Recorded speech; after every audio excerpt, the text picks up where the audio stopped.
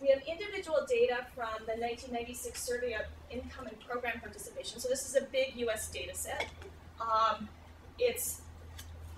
There's something like 10 to 12% of the US population are now born abroad, and so in any big US data set, you have a lot of information about immigrants.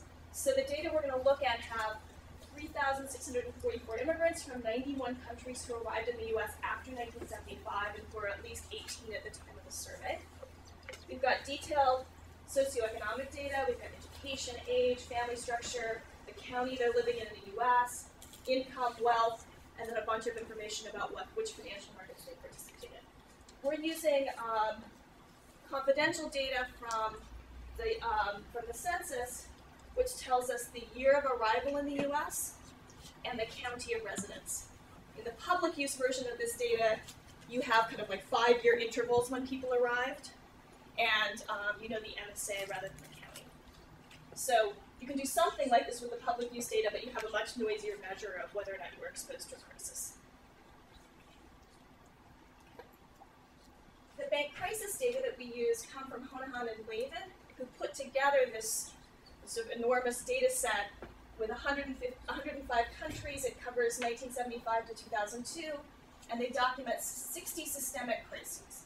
So a systemic crisis, we're just going to take their definition, is when non-performing loans are at least 10% of total assets at the crisis peak, the rescue costs at least 2% of GDP, emergency measures like bank holidays, deposit freezes, blanket guarantees to depositors and other creditors were taken, or large-scale nationalizations take place. These are all or.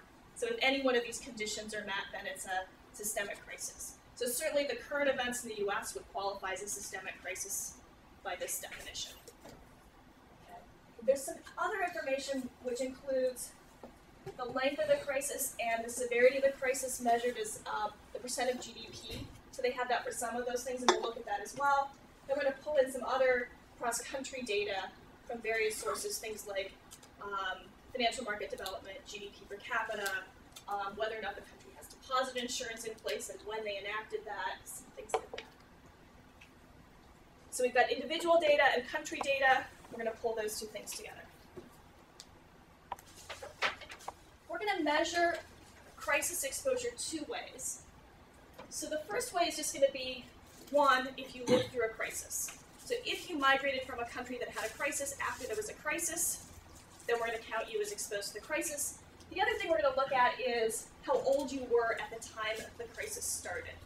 So the idea there is this is going to give us some additional variation, which is going to be helpful, but also it's going to help us see if we're getting something that makes sense.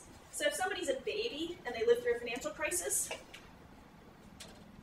I wouldn't imagine that has a lot of effect on their investor confidence. It might through their parents, right? If their parents also lived through that crisis, they migrate with their family, and their parents are like, banks bad, mattress good. That might be something that would be transmitted across generations. But in general, I would expect exposure at age 0 to be small, have a smaller effect than for somebody who was 40 and had their life savings. So where you are in some kind of life cycle might matter for what the intensity of the impact of the crisis is. So let's look at an example. So El Salvador has one bank crisis in 1989.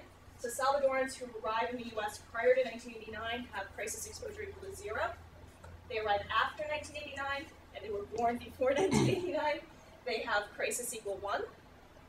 And then if it's age at crisis, so if you arrive after 1989 and you were born before 1989, you're assigned your age at the time of the crisis in 1989. So if you were born in 1979, you would have age at crisis 10.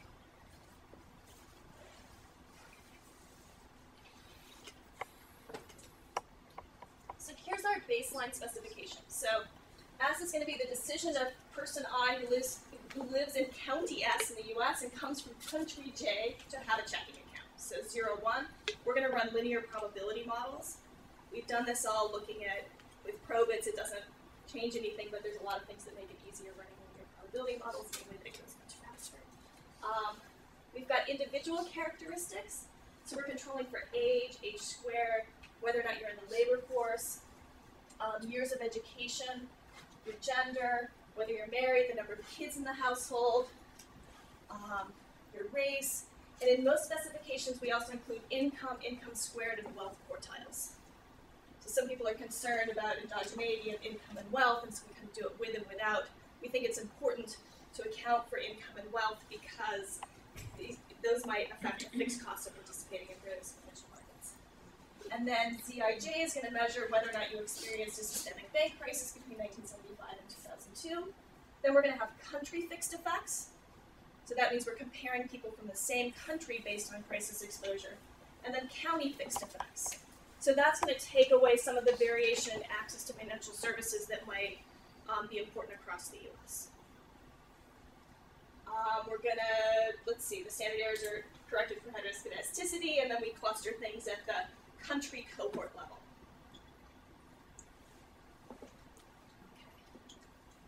So here are the baseline results.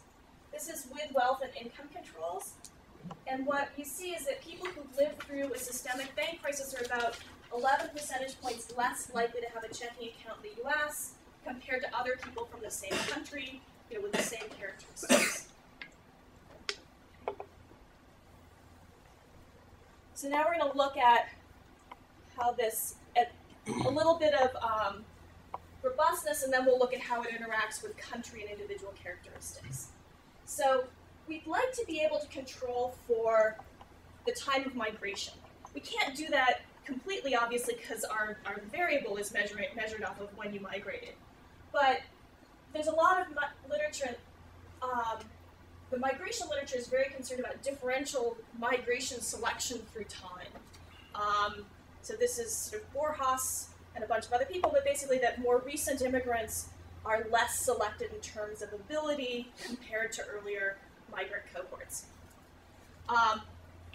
Does ability affect your likelihood of having a checking account? I don't know, but let's take this literature seriously. Maybe ability is correlated with other things that we can't observe, and certainly there could be other things that vary through time. And so when we use the age at crisis measure of crisis exposure, then we can also include controls for the decade of migration.